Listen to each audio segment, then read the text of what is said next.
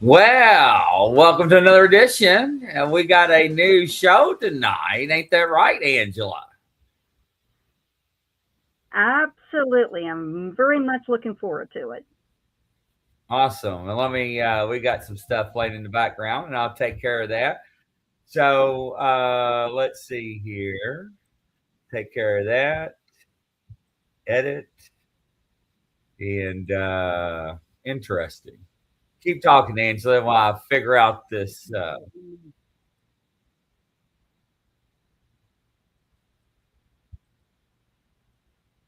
you hear me, Angela?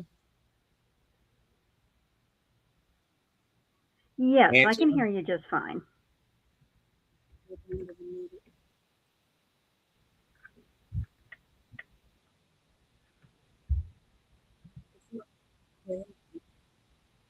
Can you hear anything, Angela?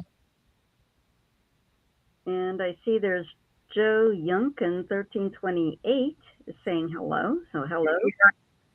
Yes, Okay, I can hear sorry, we you. had another browser open. I apologize. We thought something was playing on your station. That's why I was asking, can you hear anything, Angela?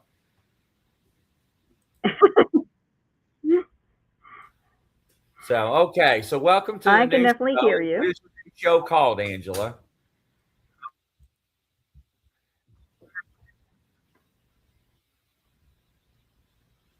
I guess Angela's having technical difficulties. So we'll get Angela here and give her a second to get tuned in. Sorry, ladies and gentlemen, about having some issues. But tonight, our new show is Your House Haunted? Early warning signs with Angela Boley, psychic artist. We'll give her a second to tune in. We're just starting out. Hello, welcome everybody. Nice to have you there. If you have questions, please put them out there. We'll try to answer them there. Hey, Crafty. Hey, Joey. Nice to see you there. Working through the technical difficulties here. So as Angela comes back in, hopefully we can tune her in here. Are you back with us? Yes, I'm back. All right. So welcome to your new show.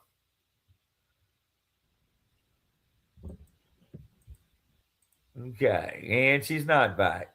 So thanks for tuning in, Grizzly on the Hunt says. All right. Did you type that in? I did not. That's why I don't understand where it's coming from. Interesting. Well, Grizzly on the Hunt, thanks for tuning in. So, yes. All right. Welcome, welcome. All right, everybody. So, what are some of the signs you think that your house is haunted? Huh? What do you think? What are some of the experiences that you actually went through? Tell us in the comments. I like to know. Not what you've seen on TV, but what have you experienced? What's your opinions? List them out there, Joey. Joey's like, oh, Grizzly called me out. Yes, I did, Joey. All right, here comes Angel again, and welcome back. Back again, and looks like I'm going to have to use my phone instead of my laptop on this again, so do apologize for that. I'll go ahead and set this up a little better, just so you can see me a little better. I do apologize for that. Every once in a while that happens, and I have to use my cell phone instead. All right. Can you turn your cell phone sideways, please? Okay, but everybody, can you hear me and see me okay? Can you turn your cell phone sideways, please?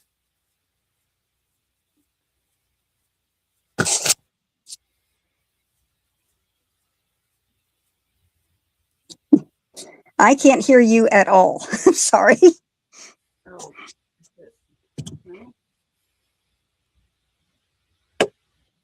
All right. Testing, testing. We'll try my laptop one more time. All right. So, what are some of the signs that your house is haunted? And what would that be? So, what are some of the signs you would say? Well, depends on how badly it's haunted, and there's kind of a progression, but you can notice, at least in my opinion and my experiences, you might find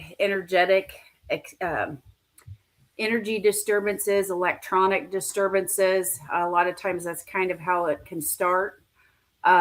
Feeling weird, getting sick, perceiving something that anger or like sadness that overwhelms you because they can't affect emotions around you, But especially. I can't hear anything.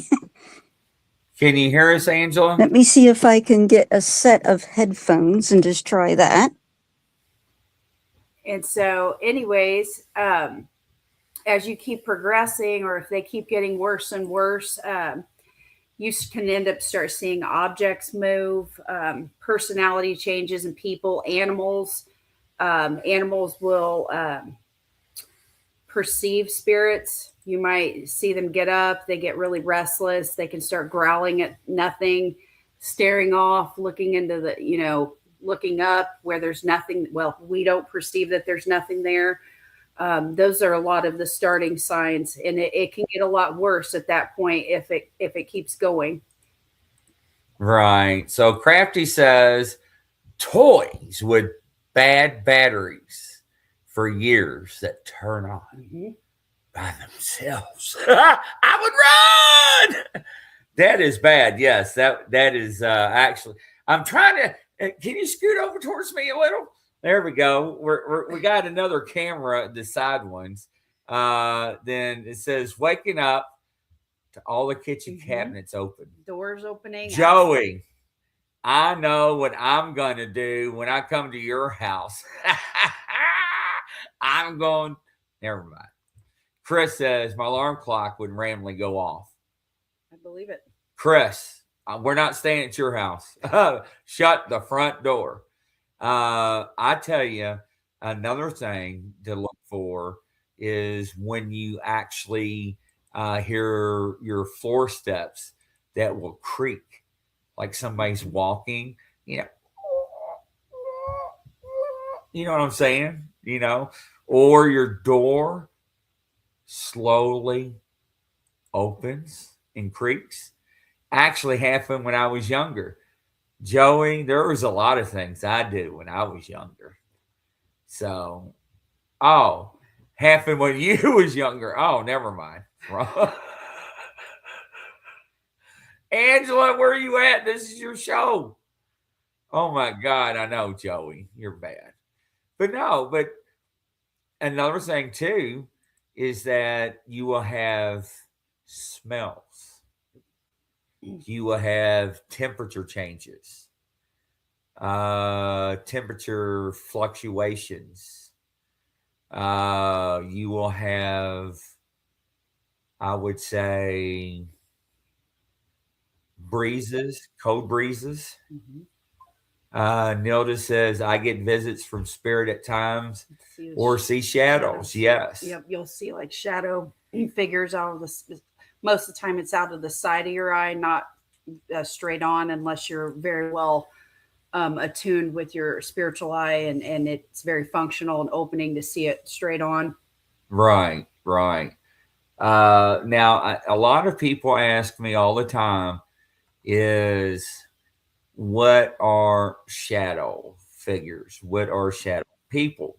Now, shadow people can be many different things, right? Shadow people could be demonic. It could be evil. Orbs, yes. Also, shadow people could not be just evil spirits. It could be loved ones trying to manifest that may not have enough energy to actually come through. And can you tell Angela just use her cell phone, please? And Nilda's so true. Smells, cold chills. Yes, you know how you get cold bumps? Yes, absolutely. Sometimes you'll notice objects in the house that will move or disappear or reappear. That does not make any sense.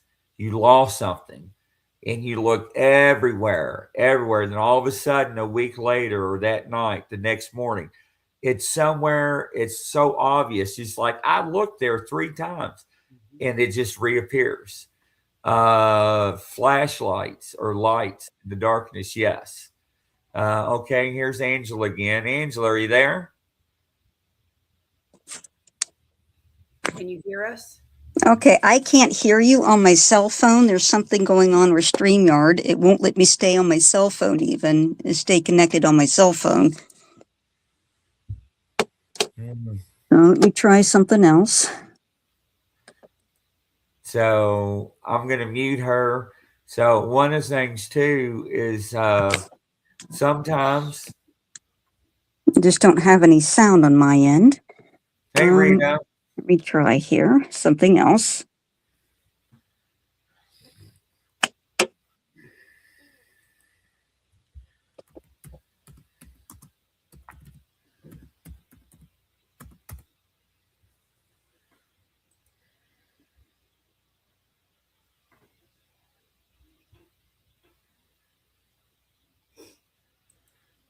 Text her and ask her to mute herself till she figures it out, please. And some of the things too is like Nelda said, lights. Lights sometimes will flicker. Now, not all the times when your lights flicker will that mean that there's spirit activity, right? It could be faulty wiring. It could be old wiring. It could be your light switch going out. It could be a faulty switch. You know how electricity works. So try that as well. Okay. All right. Let's see here. Can you hear us? All right. So Angela is having technical difficulties. I don't think Andrew's going to be here tonight, so I do apologize. Spirit moved the mirror on my car. Oh my gosh, yes, that has happened. Also, mirrors in the bathroom. I've actually heard and not witnessed, but messages on mirrors. We see that in movies, handprints, right? That actually works with some other stuff. The smells, you can always tell if it's the good or the bad. Like if it's like a guardian, it'll have a pleasant smell. A lot of times, like baby powder or something, very rose petals, stuff like that. It's very pleasant. If it's a negative entity, it will have a very sulfuric, nasty smell, like decaying type smell. Sometimes you may say things and then all of a sudden realize and notice that it happens, and then it's not like a good thing that it happened, and then you like see it or something or sense it. Oh, Angela's back. She can hear us. Yes, I can hear you now. All right, turn your phone this way. All right. Welcome back, Star. Okay. I apologize for that. Okay, We're having technical difficulties here with we're just working out the bugs, but some of the other early warning signs while Angela's getting prepped and settled in is some heavy or draining feeling in a room. You know how you walk in a room and you're like, oh, now Mary is my meter. Mary can walk in, she'd be like, oh, this is not a good room.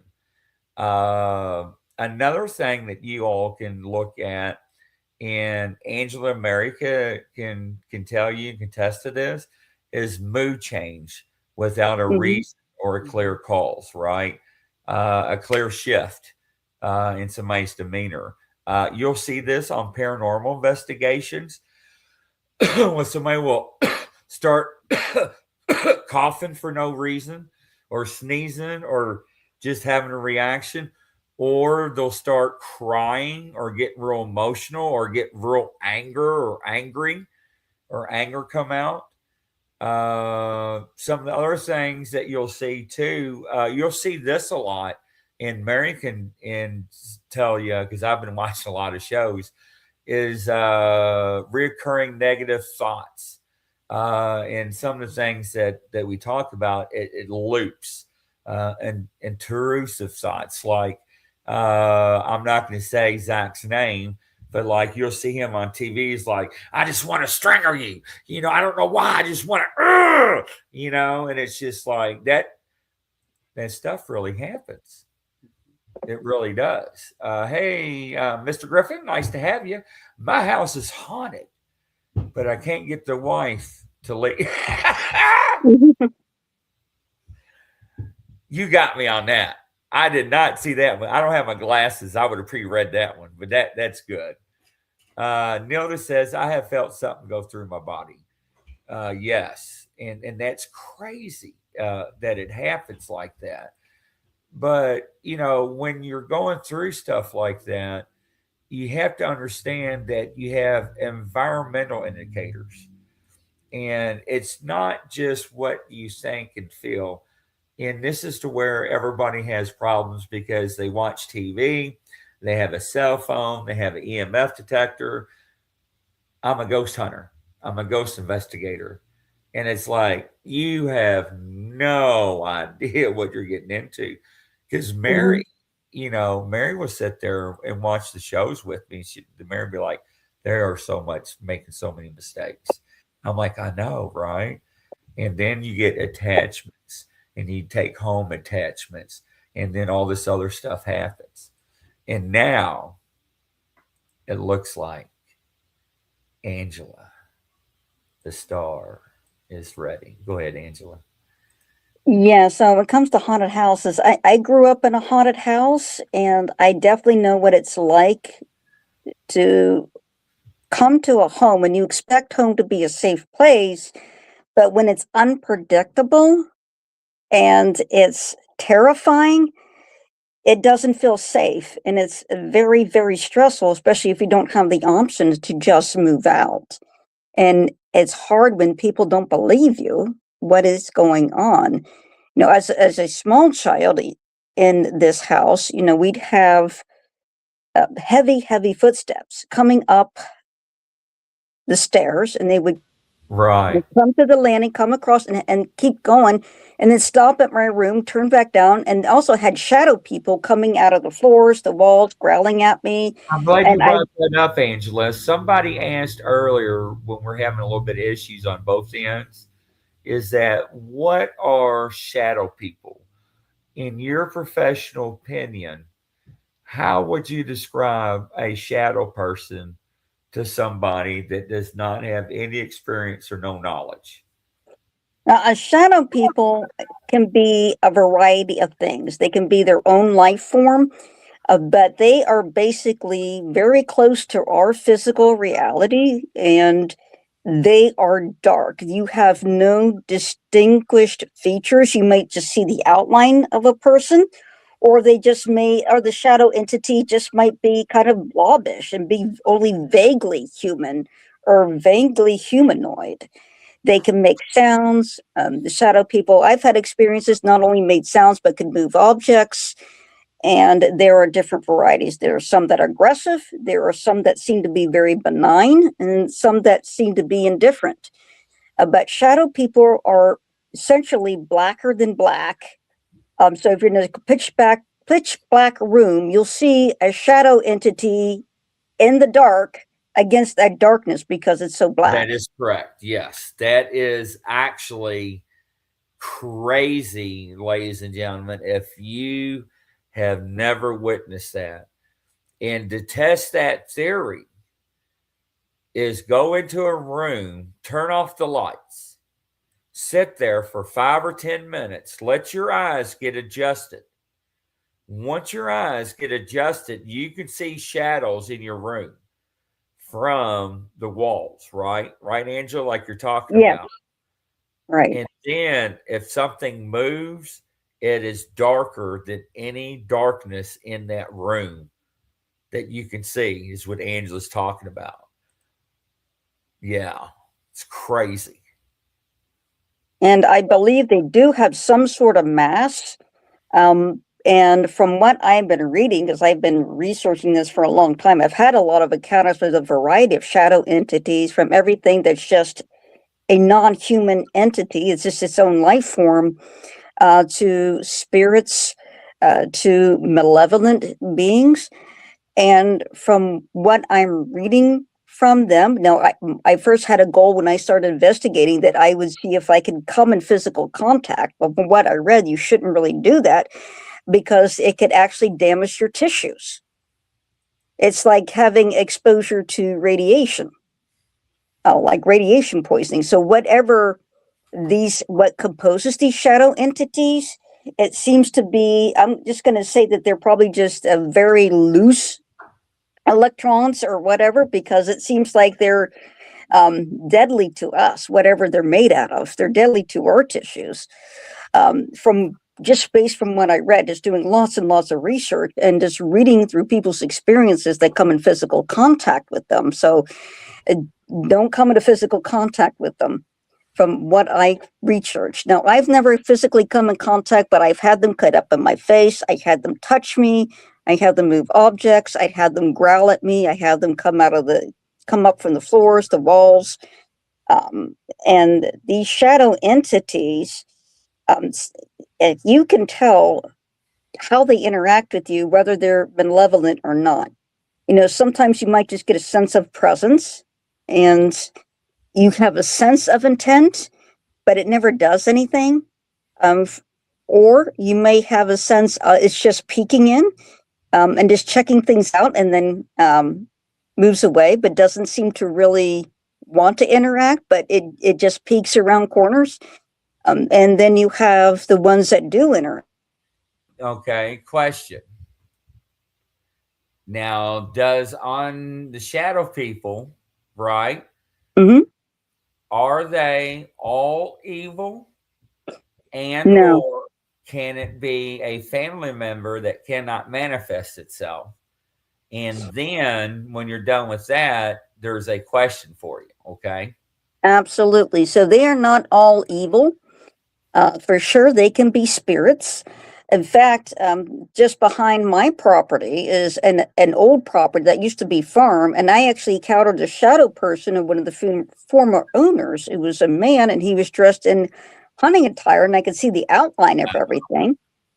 And he kind of walked around a tree, did not emerge from the other side, but he was very benevolent, and he was kind of watching there, and it just seems like he was very interested in what I was doing, and very interested in how I was liking the land, because he liked the land, and that's why he was there. I mean, he still loved the place, and it was a benevolent experience, a very kind experience. Wow, that yes, that's no. And Nelda says, why do shadow people come out? Is there some type of message for you or for us? Now, as far as shadow people coming out, I think they are there for either they have a definite agenda. There's very few that do. Some of them do have a definite agenda. Others do not. And the ones that do not tend to be people who have passed away on the land or were close to that land, have an attachment to it because that's where they have their best memories, and they're not able to fully manifest themselves, so they appear as a shadow being. And I have seen them in the woods quite a bit. I saw one at Brush Creek State Park, right in the middle of the woods, and it was freezing conditions. It was so cold, like the leaves were frozen as hard as concrete. And I saw a shadow person, but I could see that the shadow person only had short sleeve shirts and jeans on. But I never heard him walk, no facial features, and it was just a flat area. And daylight, shadow people seem to be brown instead of black. And he walked behind a tree, never emerged from the other side. And then I paced it off, and I'm like, I should have been able to see every detail of this person's face at that distance. It was only 25 yards, but it was just flat. And that's how a lot of shadow people are. If they're in the outline of a person, and you can see every detail of that person's outline, but you won't ever see a face. Okay, let me ask you this then. Psychological to paranormal. How would you differentiate that to a person with no knowledge? Okay, so psychological, because there are people that will have hallucinations. I have talked to people and have interviewed people that have like a form of schizophrenia that gives them hallucinations. The hallucinations that schizophrenics or somebody with a mental illness are quite different from the shadow person experience.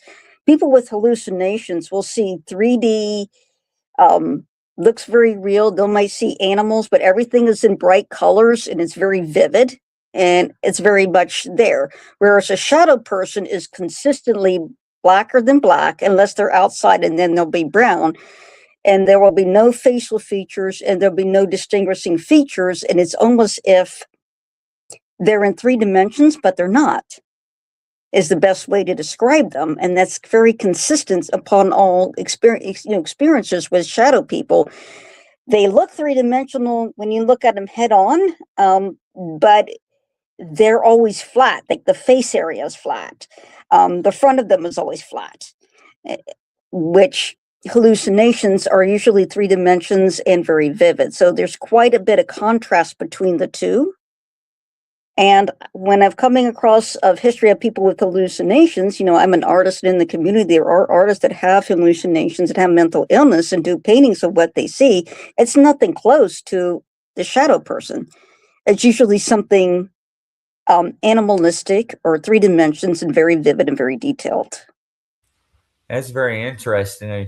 Now, what about fear spikes? When somebody gets anxiety or real depression when they're praying or meditating. Okay, so if you have a sense of depression, and probably anxiety or even a full-on panic attack, that is something trying to prevent you from finishing the task of meditating and being in prayer. That's usually some form of attack. There's probably an entity with a room with you that you cannot see, but you can feel that presence. And so when I feel that, or if I experience that, I realize, okay, that's not me. That is not coming from me. I know that it's coming from outside of me, and I recognize it first. And then what I do is I read the long form out loud of the St. Michael's prayer. And for me, the long form of the St. Michael's prayer is actually more effective and the most effective prayer that I've used in those situations, because the response seems to be immediate and that immediately goes away. And I relayed this to other people. I had a friend of mine that had a issue with a dark entity at a bed and breakfast, and I encouraged him to say the St. Michael's prayer and using the long form, and it was just gone. It was just instantly gone. Wow, that's fantastic. Now, when we talk about this, and I know on some other shows we talk about repeated symbols in your dreams. The symbologic.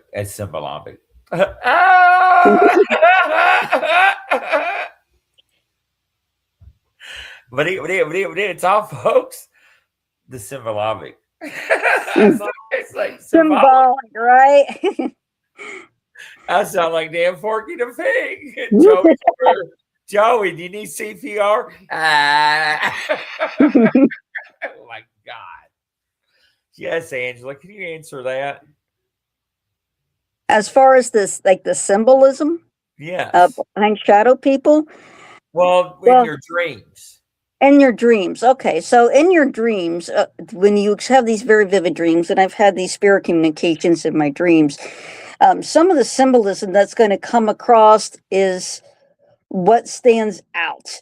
So, and whatever you freely associate with, typically. So, for example, I had an entity in my room that was hissing, growling at me. I said a prayer to the Blessed Mother. That thing run out. I could feel it leave. And I went to sleep and immediately dreamed. And this thing was coming towards me and trying to attack me. Now, I think that the symbolism it was using, it was actually introduced itself. And it was showing things, the symbols it was using are showing the things that it specializes in. Okay. And depending on that entity and what it does, or if it's a ghost, it may show you some of the things symbolically it had a life connection to. That makes sense. So I've had an entity recently, try to come through and attack me through a dream. And all the imagery, and this was a ghost, this was somebody who was a criminal who was executed in the 1940s.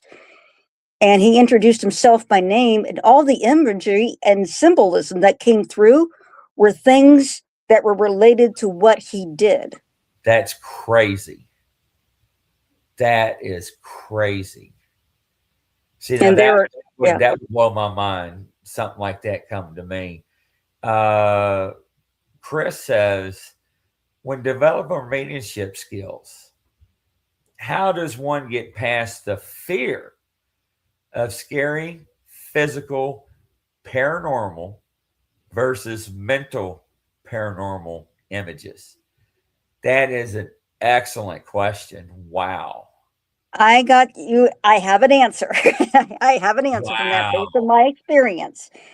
So a while back, I had purchased a haunted doll that had a demonic entity attached, and it kept throwing horrible images, one right after another. And then both mentally while I was awake and even in my dreams. And then I figured it out.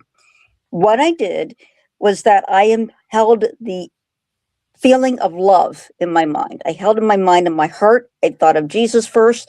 Then I took that love and I put it towards that entity. I threw it towards that entity. Now, for me, I will sometimes imagine it as a pink light and throwing it as form as a pink light towards it.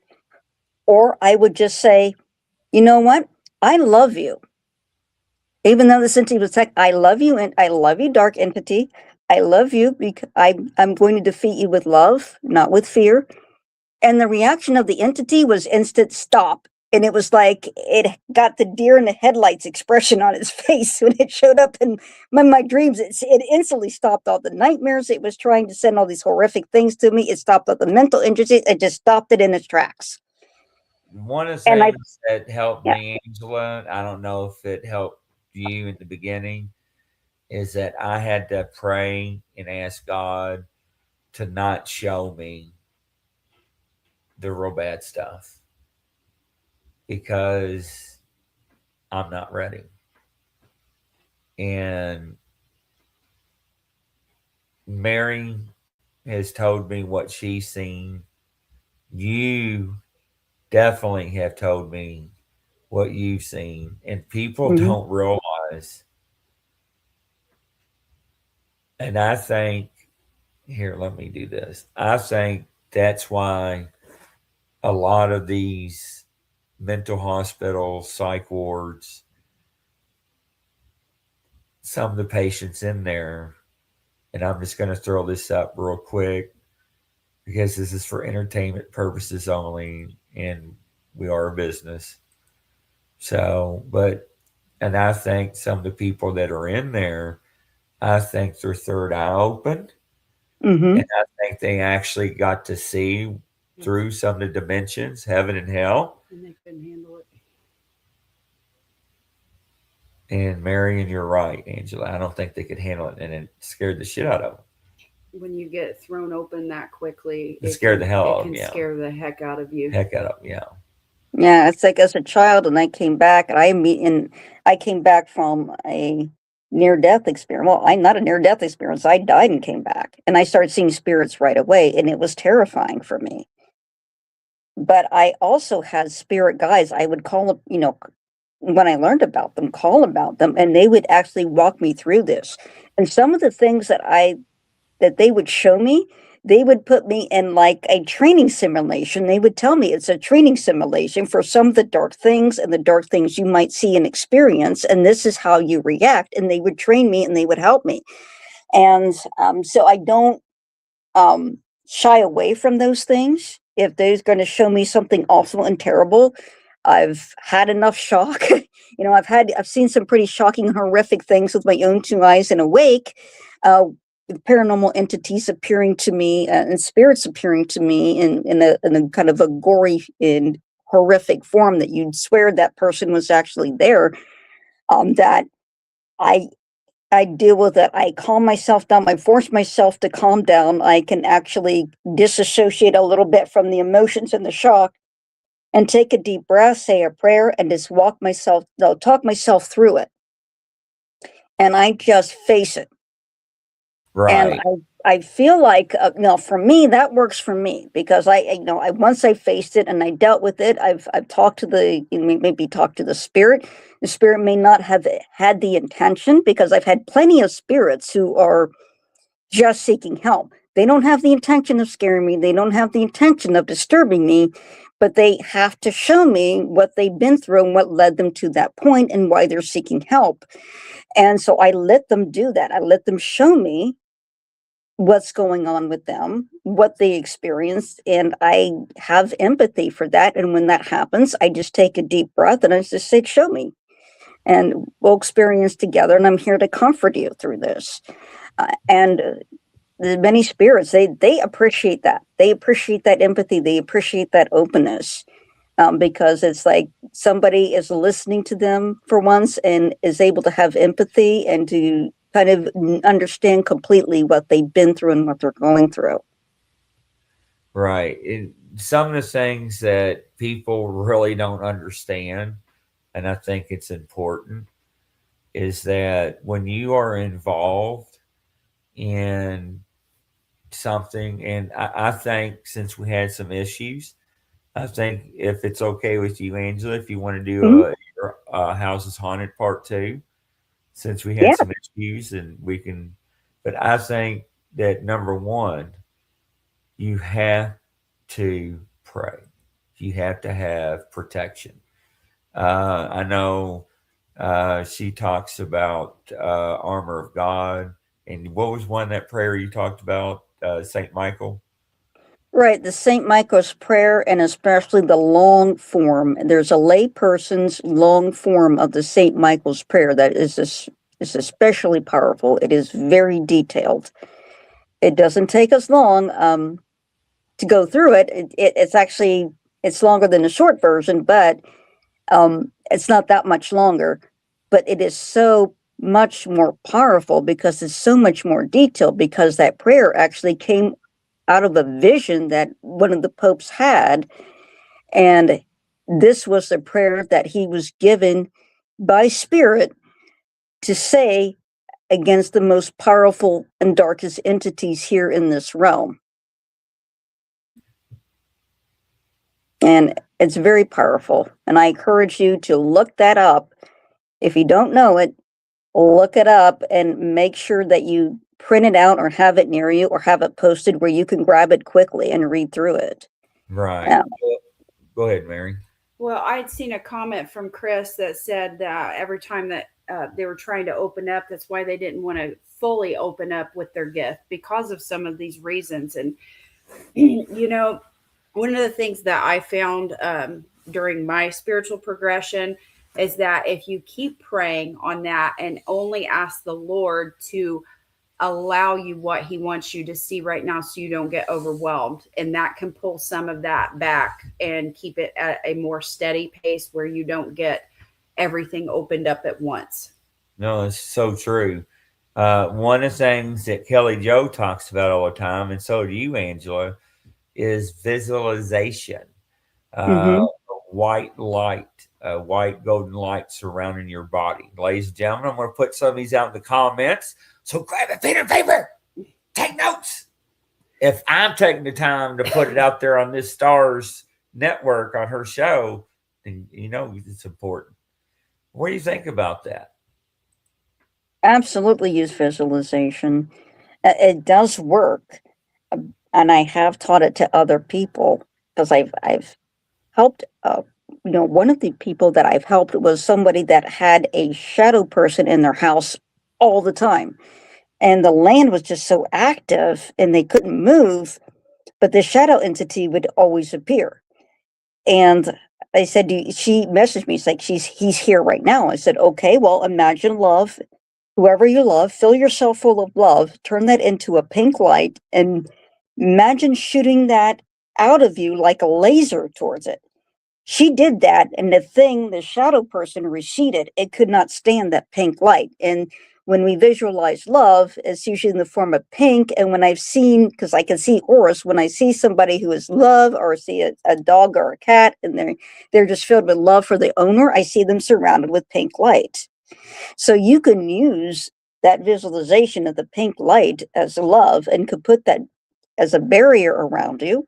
Surround yourself with love and comfort, and ask your angels and your guides to surround you and protect you, because they will. They will surround you, and they will not let dark things get through. Feel a divine energy. That is correct.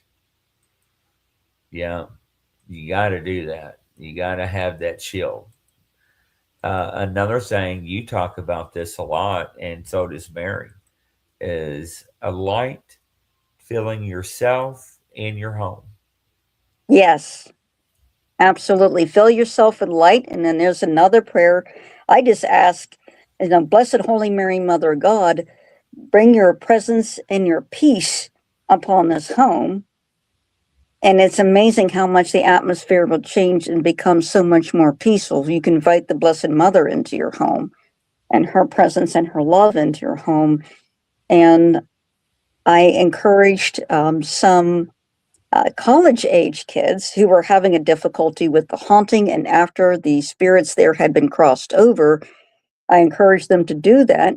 And when they did that, they said, we can't believe the presence of peace and safety that has just blessed this house. And this is campus housing, right? So, and they were saying this, and that's not something you hear from college kids, right? It's not something that you normally hear. You don't hear them talking about things like this. But yes, invite peace into your home. You could ask Jesus to bring his peace and his love into your home.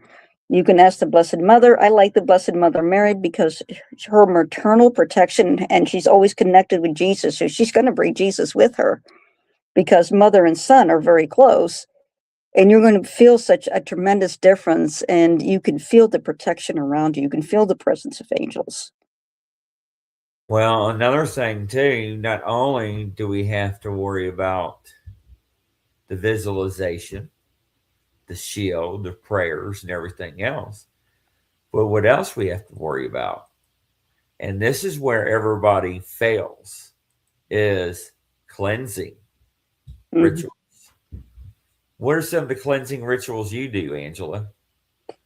One of the things I do is I do have some incense, and I do have crystals, but basically the best one that I like is to simply pray and imagine and visualize and ask that the door of heaven be opened in my home, that the door to heaven and the light from heaven, the purest and highest love frequency of light, fill my home and fill my space.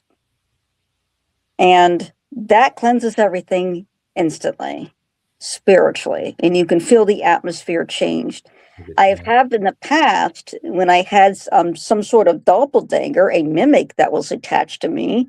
In fact, I met myself in the hallway, literally bumped into me into when you say high frequency, you Mhm. know what I do?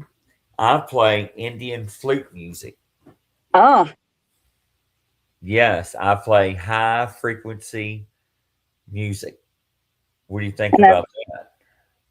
that's really good. And I've also used salt water, or well, salt in water, like pure running water, and spraying that around as well. Because salt, I've used salt too. Salt is very cleansing, so you can put that on the four corners of your home, and the dark entities cannot go crossing across that. Like when I had that doppelganger attached to me, I used salt water, and I actually had a little spray water, and I put holy water in that bottle and put a little bit of blessed salt in there and sprayed it everywhere, and everything instantly got light. It went from heavy to light and comfortable again.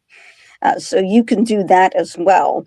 If you like something physical, or do all of the above. So let's say you have your spray bottle full of water, and maybe spring water, put in a little bit of salt in it and spray it around your room. And as you're spraying around, saying that prayer, ask for the door of heaven be open and that the light of heaven be filling your home while you're doing that.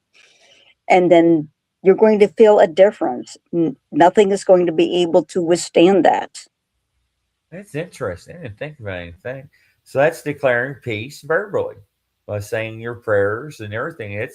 That's interesting. What do you do, Mary?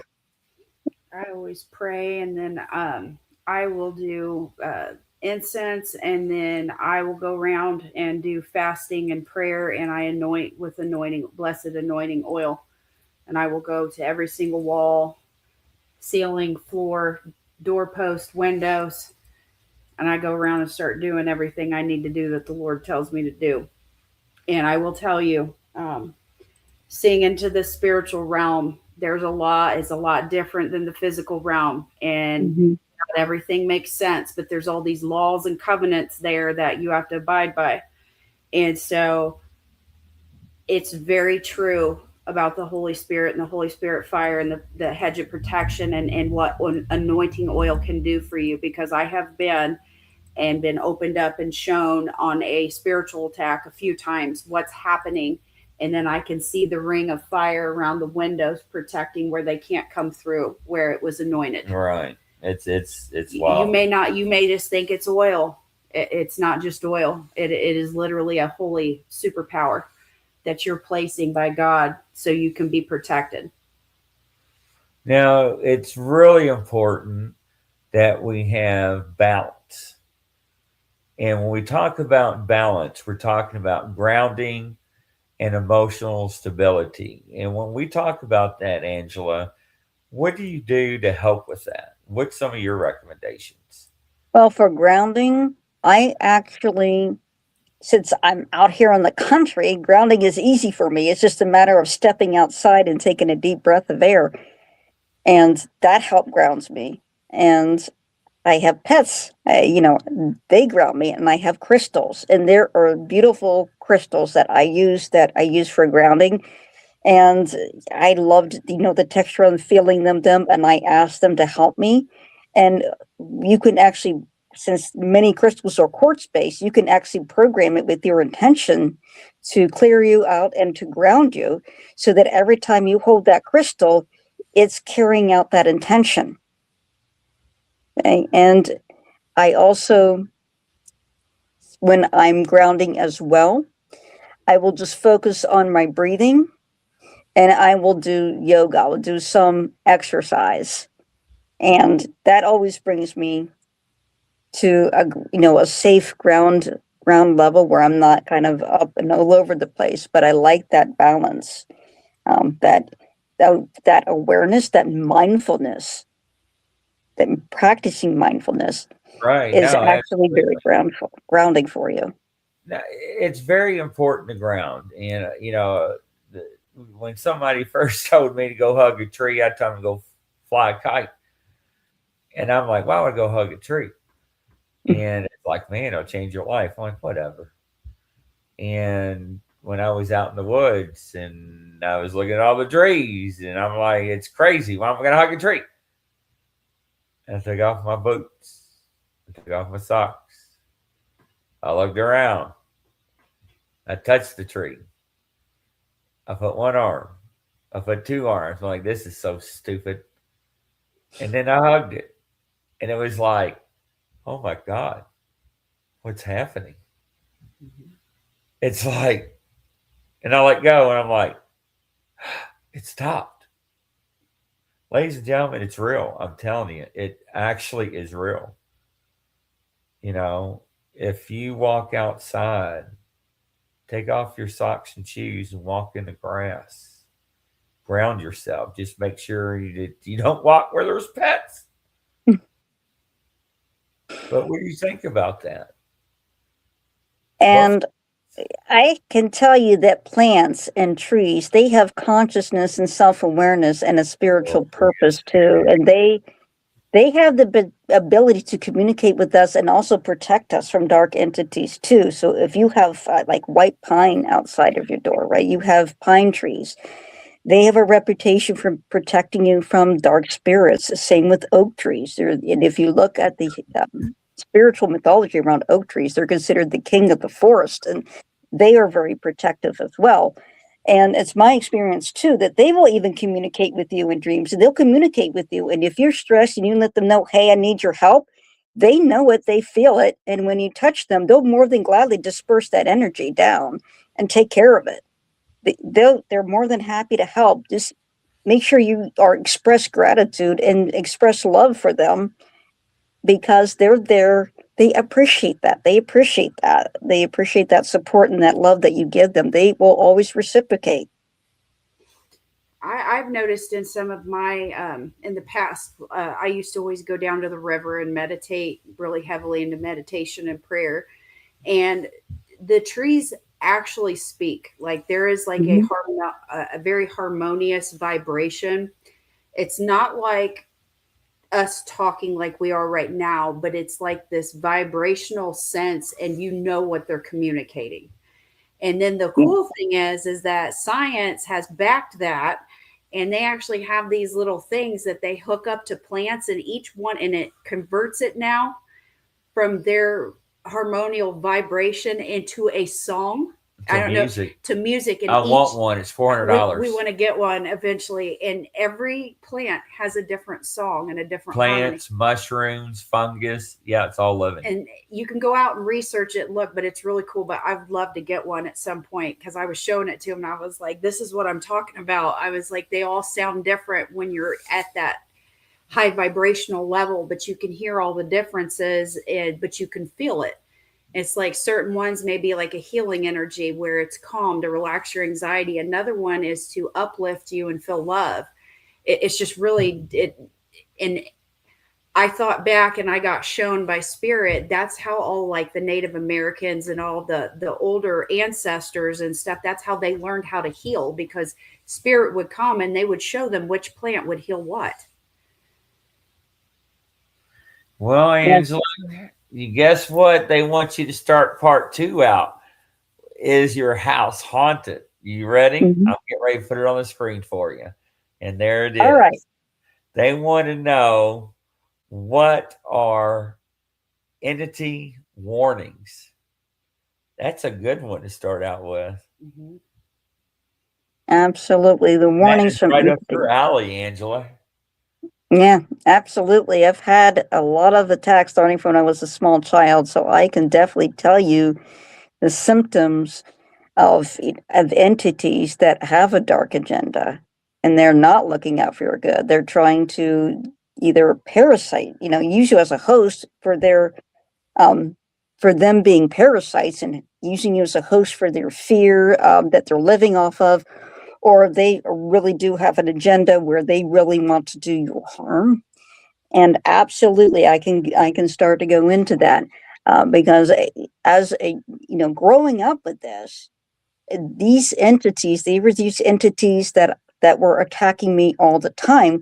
They knew that my abilities had awakened at that age, and they didn't want me to use them. So they were trying to scare me out of using those abilities and believing them.